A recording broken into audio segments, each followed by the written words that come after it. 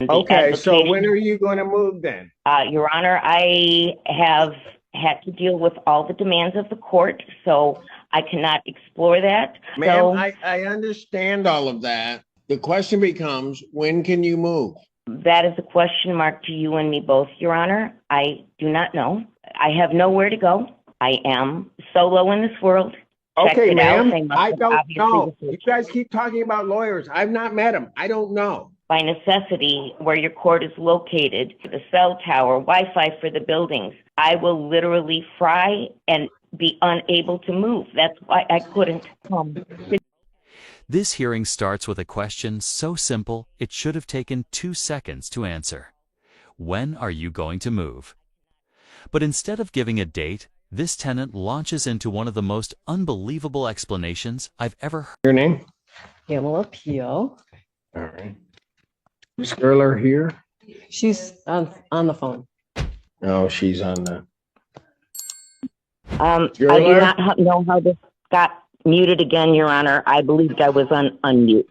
I have been present. You're good right Nancy now. Rose there. Okay. All right, where are you folks in regard to this case? Did you receive a copy of her answer? Yes, I did. Yes, I received it on the 13th. So I'm the owner of the home at First Way, Dexter, Michigan, where the defendant is now occupying the first floor.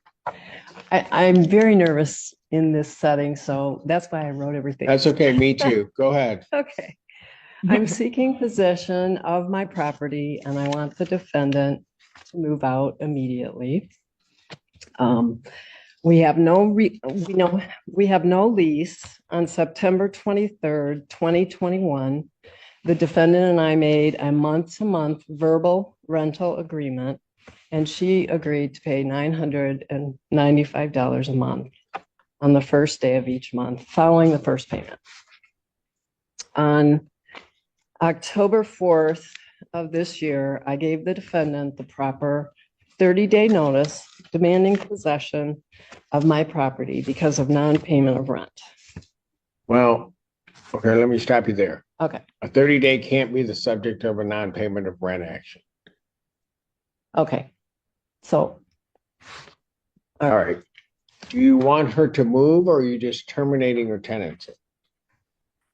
I mean, are you terminating her tenancy and want her to move or do you want her to pay you? I want her to move and I want to also have a money judgment. So I can do that? Yes, you can do that. Okay, that's what I want. Okay.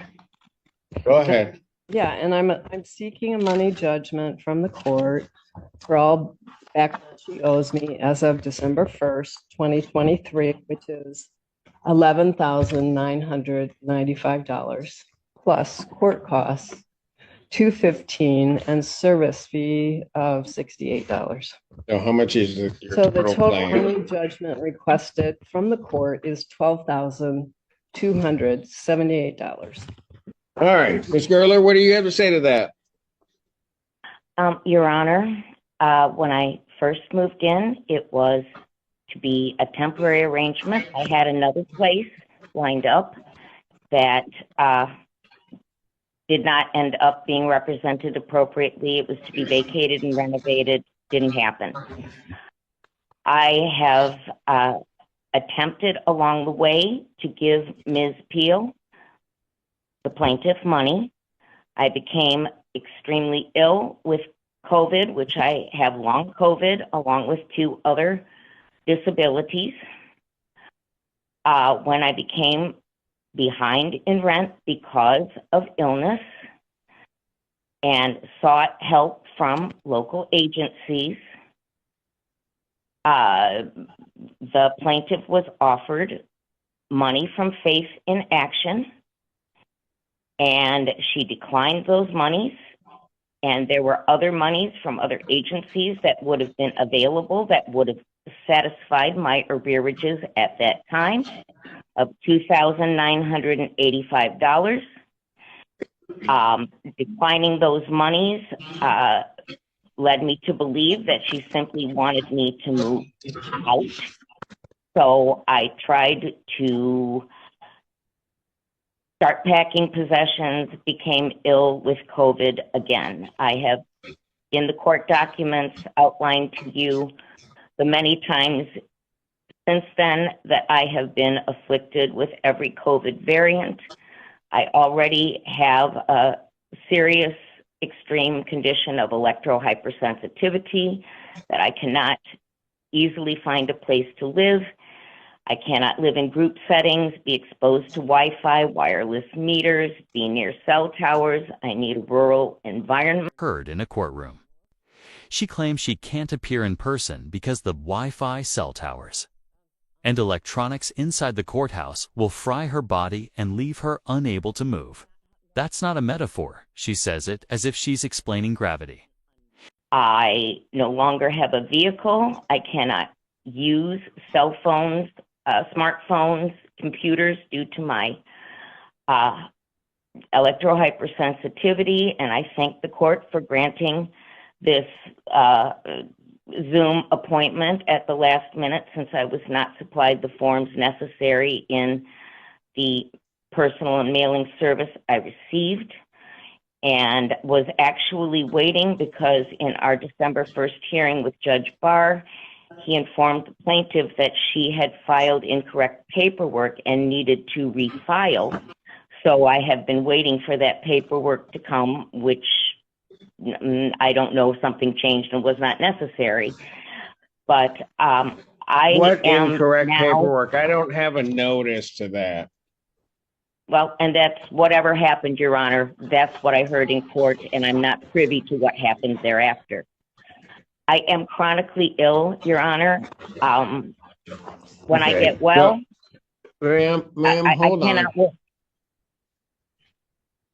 Yes, ma'am. I spoke with my attorney counsel yesterday, and she said my paperwork was fine. I think it was just not clear to Judge Barr what I wanted because I didn't know how to present my case. So, Well, but yeah, I actually see what Judge Barr is saying right now. Well, you filed two different notices. That's why. I got it. It's fine. I think. Hold on. That's not that one. Right. You filed two different ones, but you got, it appears to me, the correct paperwork. Your Honor, So- just to respond, that's what I heard from the judge. And my legal Yeah, but counsel, this is another judge saying that that's wrong. It's correct. and that's fine. I have no problem, but I Okay, was waiting good. on that paperwork. I know that the plaintiff is someone who tries to do things appropriately, but what did not happen appropriately with this home that has been a long time rental is that there is no certificate of compliance on file with the township. And the Okay, so advocation- when are you going to move then? Your Honor, I have had to deal with all the demands of the court, so I cannot explore that yet because I was required to apply for SER with the DHS, which was declined. I have contacted every agency available to me thus far. Ma'am, do you understand she doesn't want you to pay rent and stay? She wants you to leave. I understand that, sir, but to comply with the court and the paperwork required for this hearing, DHS, that's where I have put my first attentions. I have been packing and moving things out of the house, which they have witnessed, but because of my extreme sensitivities, it is not easy for me to find a place where I can live safely. I have just recovered from my last bout with COVID, which has severely impacted me for the last 4 years and created these issues.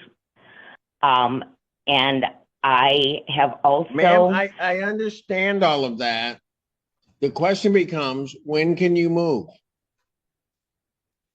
That is a question mark to you and me both, Your Honor. I do not know. I have nowhere to go. I am solo in this world. I have no vehicle. My car broke down June of 2022. And my situation is not a good one because of chronic. And you can see Judge Simpson trying so hard to stay calm, but his eyes give away everything. He's seconds from hitting the eject button.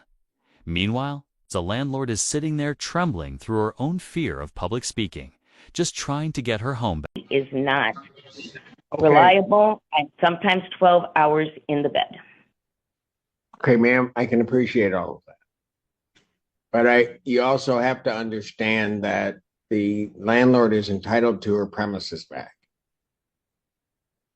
I understand that they request their premises back, and I have an appointment with Hawk on Monday. To what degree that will help, I do not know at this point. I have been unable to find assistance from anybody because they say I am not sustainable, because I am now forced to live only on my Social Security income, the Okay, house line. all right. Okay, ma'am. Here's what I'm gonna do, because this has gotta.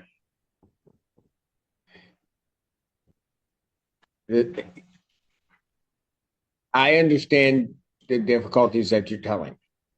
I also understand that the landlord needs to resolve that. So I'm going to set this for a trial.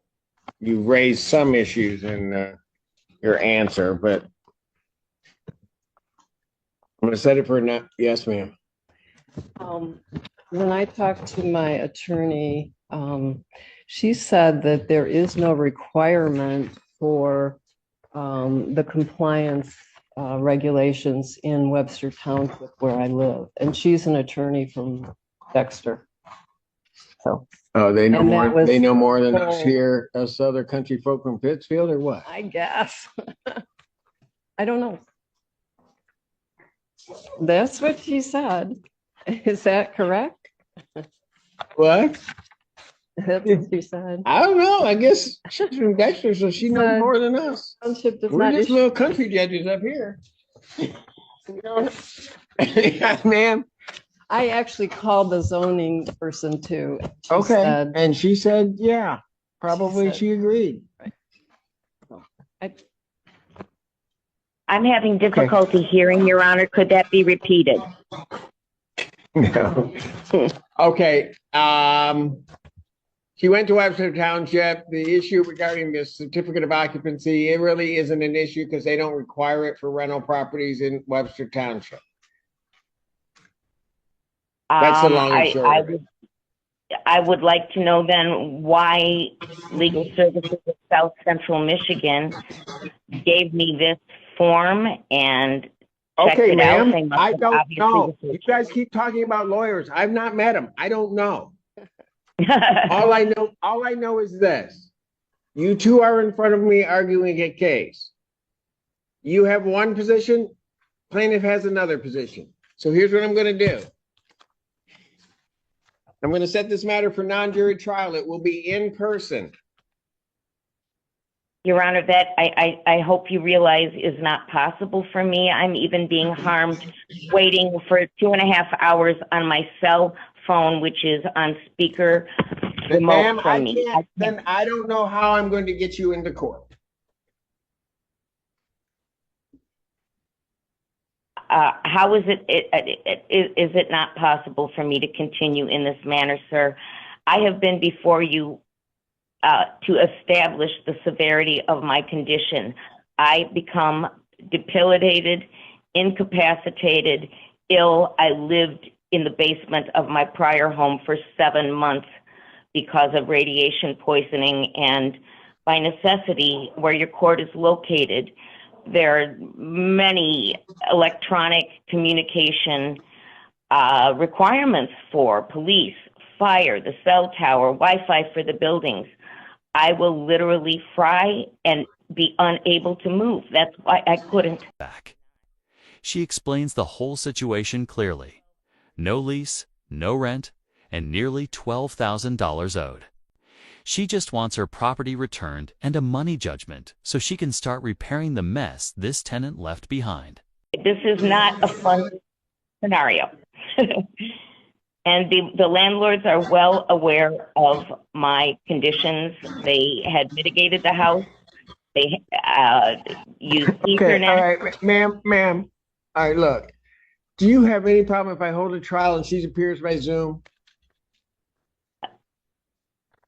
I guess not. I've been without income for a long time, and my preference is Okay, look, folks. Yeah. There are a lot of folks out there that are everyone having has a hard sad time, story. and I get it. Yeah. Okay, I have to deal with it every Friday. So I don't know that I can help you with any of that right now. Right. I'm just trying to set a trial date. Do you Sooner have the any better. objection to her? Tomorrow, What? tomorrow, sooner the better. I'm not coming in Over. on Saturday. How I'm this is not happening. about Monday? No. What? We can do when? What time? 1 o'clock on Wednesday? Oh no, I can't do 1 o'clock. What time seriously can I do? Non-jury trial, December 20th, 2023. At 9 a.m. 9 a.m. Okay. And You need to appear in person, ma'am. You can appear via Zoom. right here? Absolutely, that's where I'll be. Okay. And if I don't get this docket done, I'll be still sitting here from this one. All right. Thank you. Thank you. Okay, thank you, Your Honor, for the accommodation for my disabilities. I appreciate your sensitivity to the matter and your humor. Thank you, ma'am. Bless you. I will sign off now. All right. Lakestone Apartments versus Leslie Lewis, recall. Where's Miss Lewis? She's not here.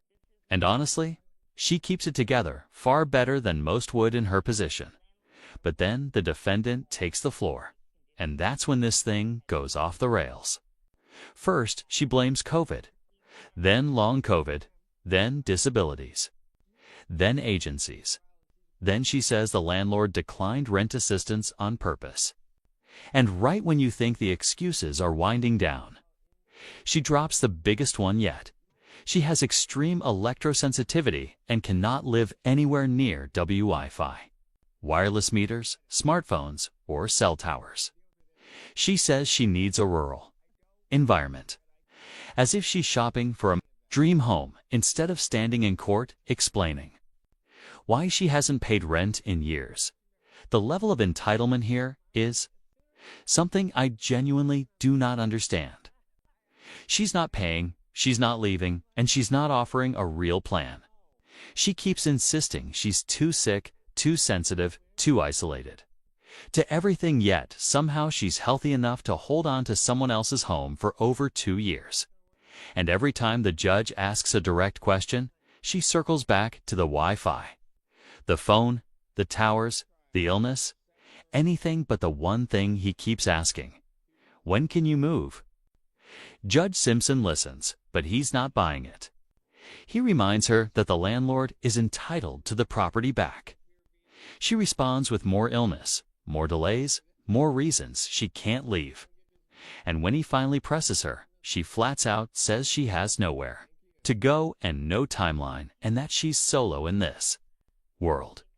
It's a dramatic moment, but not the kind that earns sympathy when there's more than $12,000 in unpaid rent sitting on the table.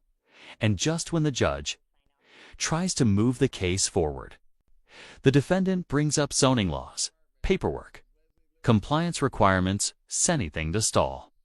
It's a classic tactic in eviction court: overwhelm the process, bury the judge in side issues, and stretch the timeline as long as possible. But this judge, he's seen it before. He cuts through the noise and sets the case for a non-jury trial. Then comes the real twist. He tells her she needs to show up in person. And suddenly, the Wi-Fi sensitivity becomes center stage. She insists she physically cannot attend because the courthouse technology will incapacitate her. She says she once lived in a basement for 7 months to escape radiation. She says she'll be unable to move if she steps inside at this point. Even the judge starts injecting humor just to keep the room grounded. And honestly, I don't blame him. A cliffhanger is coming because what happens next just exposes how deep this rabbit hole goes. As the judge tries to lock down an actual trial date, the excuses keep flowing like a broken faucet. He offers Monday. She can't. He offers Wednesday.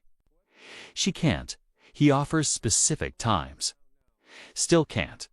Every attempt to set a date just leads to a new medical issue, a new sensitivity, a new barrier she says is impossible to overcome. It becomes clear very quickly. This tenant is doing everything she can to drag this eviction out. The judge? Staying patient far longer than most humans could. Finally offers a compromise. Do you have any problem if she appears by Zoom? The landlord is exhausted financially and emotionally, but she agrees. She just wants her home back. She's been living with this nightmare for months, probably years. The defendant, meanwhile, thanks the judge for his humor and sensitivity as if she hasn't been blocking every step forward. It's almost surreal. She signs off politely, and suddenly the courtroom air feels lighter because everyone knows the real work is still ahead at trial. Now here's the honest truth. Whether her health issues are real or not, whether she believes every word she said or not, she still owes over $12,000 in rent. And the landlord. She's the one carrying the financial burden, the stress, and the impossible cycle of delays that so many property owners face today. This case is a perfect example of the system, bending in every direction except the one the law actually intends, protecting the person who owns the home. And watching it unfold reminds you just how difficult it can be for normal landlords to regain control of their own property. As for Judge Simpson, people love to say he's too harsh, but if anything, he was far more patient with this situation than most judges ever would be. He kept his composure, cracked a few gentle jokes to keep the room from boiling over, and treated both sides with more fairness than I think the moment deserved. So what do you think? Is this tenant truly dealing with rare medical issues, or was this one long, well-rehearsed delay tactic? Should someone be able to live in a home for years without paying and still delay eviction because of Wi-Fi sensitivity claims? Let me know your thoughts down in the comments, and if you enjoy real courtroom moments like this, where the excuses get louder than the facts. Make sure you hit that like button and subscribe. I post new breakdowns every single day. Thanks for watching, and whatever you do, don't let Wi-Fi ruin your life like this.